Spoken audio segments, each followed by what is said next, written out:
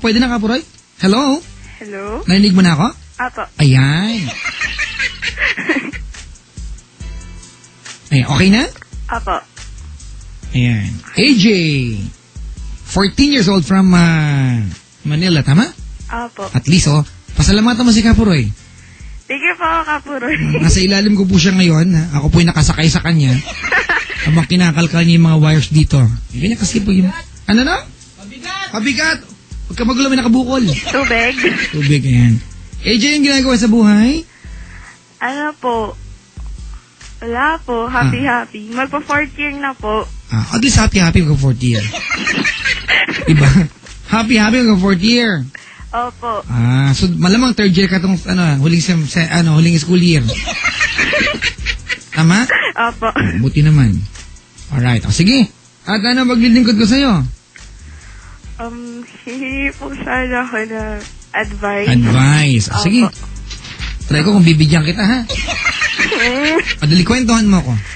Ano po kasi, nung first year high school po ako, nagka-boyfriend po ako.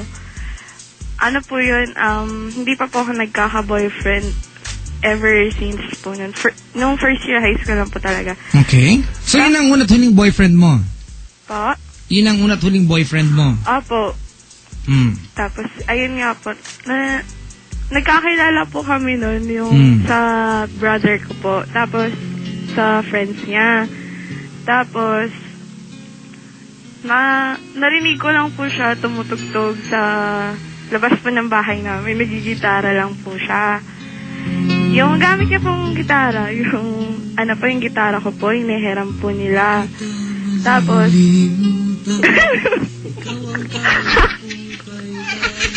tama kang ganda no kanta.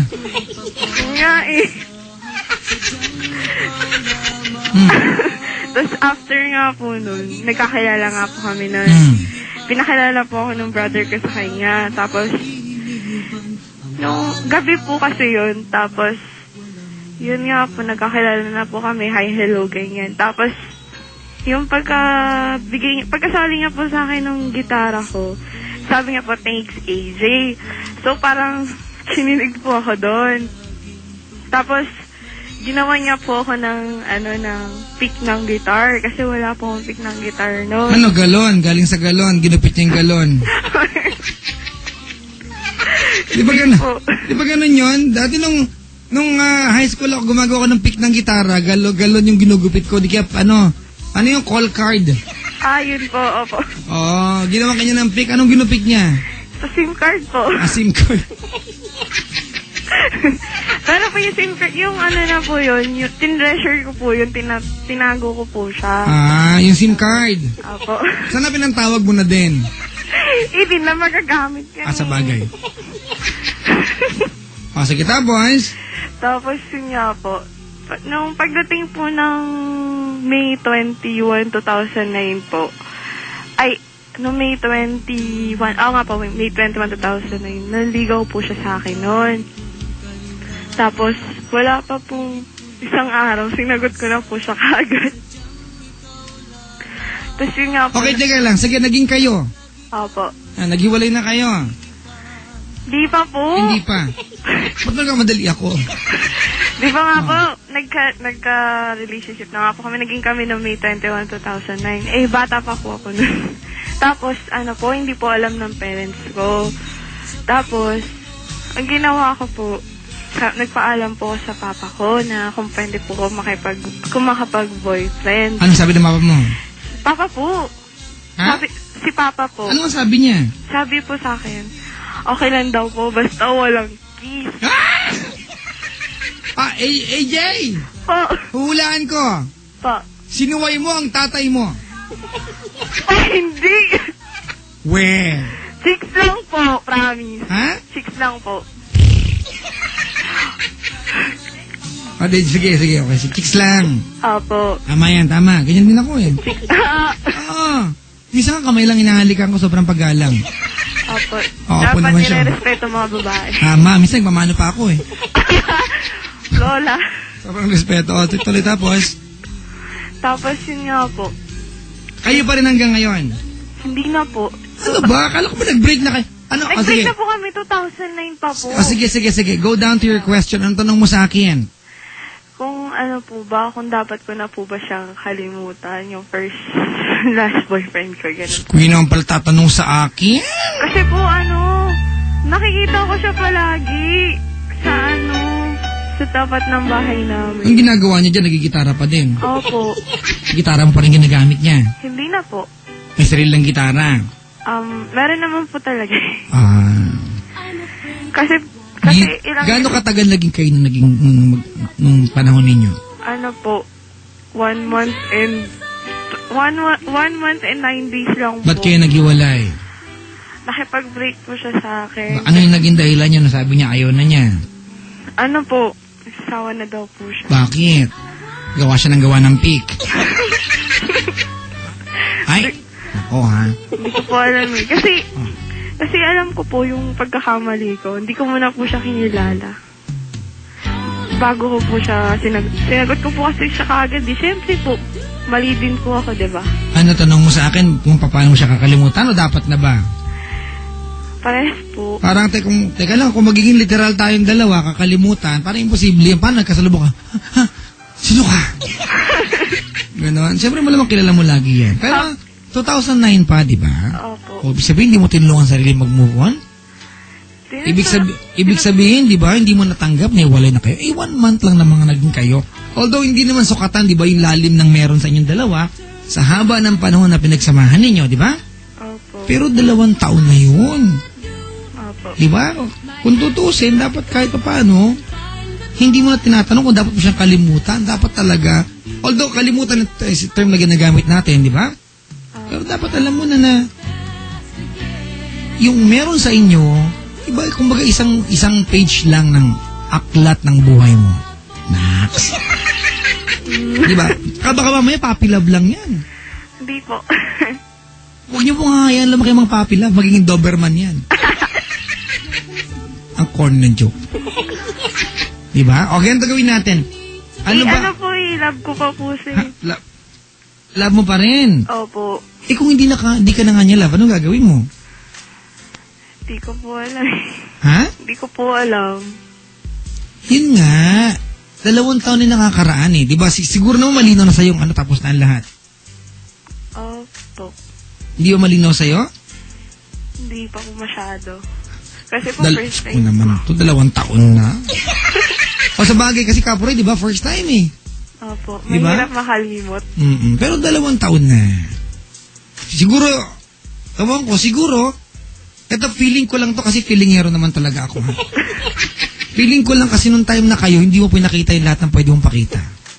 Kaya may natirang lambing sa'yo na nakalaan lamang para sa kanya. Okay, spend, anong isip mo pakita? Pagmamahal, anong pakipakita iniisip mo dyan? Kung nakaantabay siya, anong gusto mo sabihin sa kanya? Anong first name niya? Ano po? Awin po. Ha? Awin po. Awin? Opo. Sige, kung nakaantabay si Awin, anong gusto mo sabihin sa kanya? Sabihin, huwag na siyang pakita.